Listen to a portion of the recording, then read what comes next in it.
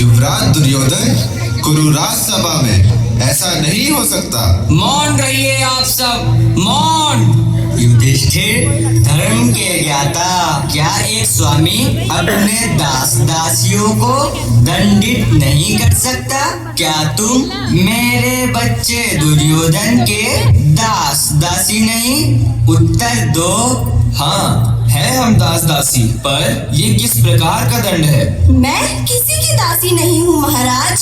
हस्तिनापुर की राज्यसभा में ये किस प्रकार का व्यवहार हो रहा है? मैं कुरुवंश की कुलवधू हूँ, कुरु राष्ट्र की प्रतिष्ठा हूँ। हस्तिनापुर की लक्ष्मी बनकर मैंने इस नगर में प्रवेश किया था महाराज, और मुझे इस प्रकार यहाँ पशुओं की भांति लाया जा रहा है। पितामह, आपकी कीर्ति तो समग्र आर्यवर्त में है। आप तो स्वयं माता गंगा के पुत्र हैं। के समक्ष ऐसा व्यवहार देखकर मौन कैसे रह सकते हैं? देखिए पितामह, इस दासी की धृष्टता देखिए। क्या इसे दंड देना उचित नहीं है? कदापि उचित नहीं है दुर्योधन। बस करो। ये अनर्थ होता देख मैं इस राज्यसभा में एक क्षण भी नहीं रुक सकता। ठहरिए महामही, आपने वचन दिया था आप मेरे पुत्रों का साथ कभी नहीं छोड़ोगे। अपना स्थान ग्रहण कीजिए। द्रौपदी, तुम दासी सिद्ध होती हो। दास दासियों को क्या दंड दिया जाए, इसका विधान है न्याय संहिताओं में, परंतु किसी दासी को निर्वस्त्र करना, ऐसा विधान विश्व की किसी न्याय संहिता में नहीं है। राज्यसभा में शस्त्र उठाने का भी क्या दंड है फिर न्याय संहिता में महामंत्री? जब इंद्रप्रस्थ की सभा में हम योद्धाओं को निशस्त्र किया गया था तो आप मौन क्यों थे? योद्धा होते तो रणभूमि में खड़े होते, यूं युद्ध सभा में नहीं। दुर्योधन राज्य बल से जीता जाता है, छल से नहीं। प्रलाप बंद करो द्रौपदी। दुशासन, निर्वस्त्र कर दो इसे। दुशासन, जिन हाथों से तुमने पांचाली के पवित्र केशों को हाथ लगाया है, मैं उन्हीं भुजाओं को तुम्हारे शरीर से उखाड़ दूंगा। तुम्हारी छाती चीर कर तुम्हारा लहू पी जाऊंगा। ये प्रण है मेरा। महाराज धृतराष्ट्र, आज इस प्रकार यह सभा अंधकार में डूब गई है, उसी तरह आपका जीवन भी हम अंधकार से भर देंगे। प्रण है ये हमारा।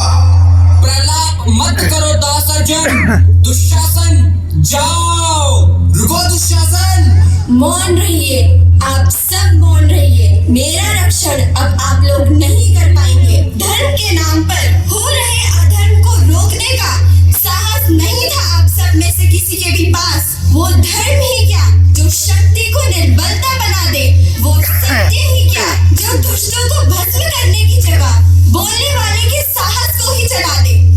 आपने धर्म के वास्तविक रूप को कभी समझा ही नहीं। मेरा रक्षण अब यदि होना होगा तो वो स्वयं ईश्वर करेंगे। दुशासन, अपनी शक्ति का परीक्षण कर लो।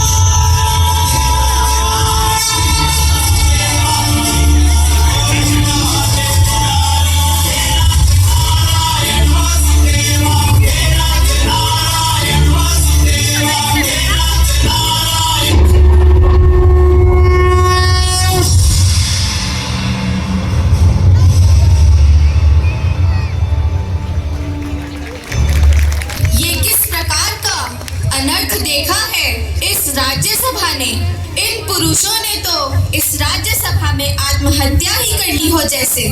मुझे स्पर्श भी मत कीजिए महारानी, मैं मलिन हो जाऊंगी। आज इस राज्यसभा में समग्र विश्व की सारी स्त्रियों के आंसू यहाँ बहाए हैं मैंने। मैं कुरुवंश की कुल वधू नहीं, पांडवों की पत्नी नहीं। जब तक इस सभा में मौन बैठे धर्म ज्ञानियों और दुर्योधन को अपने पापों का दंड नहीं मिलता, जब तक इस दुष्ट दुशासन के रक्त से मैं अपने केश ना धो लूं, तब तक मैं केश नहीं बांधूंगी, सर पर चूड़ामणि धारण नहीं करूंगी। ये मेरा प्रण है।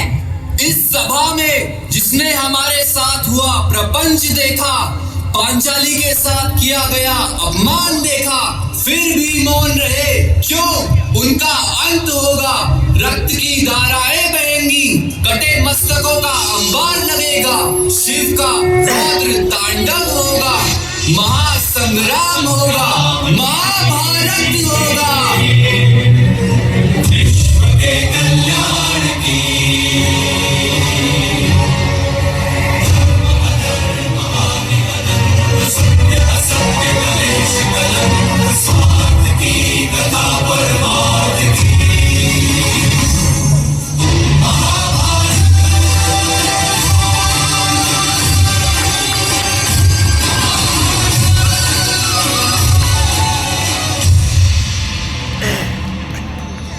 शोषण, अन्याय और अपमान दिए हैं। आप अपने आसपास दृष्टि डालिए, समग्र इतिहास को देखिए, तो यही दिखाई देगा कि पुरुषों की लालसा, ईर्ष्या, अहंकार, भय, इन सभी बुरी भावनाओं का परिणाम स्त्रियां भोगती हैं। युद्ध पुरुष करता है और पराजित नगर की स्त्रियों का शोषण होता है।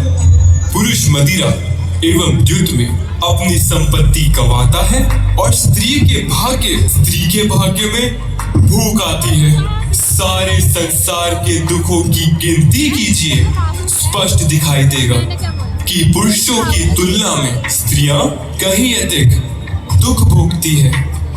ये किस प्रकार की समाज की रचना की है हमने, जहां मनुष्य जाति का आधा भाग दूसरे भाग को निरंतर कुचलता रहता है और वही कुचली हुई स्त्रियां मनुष्य के समग्र भविष्य को जन्म देती है।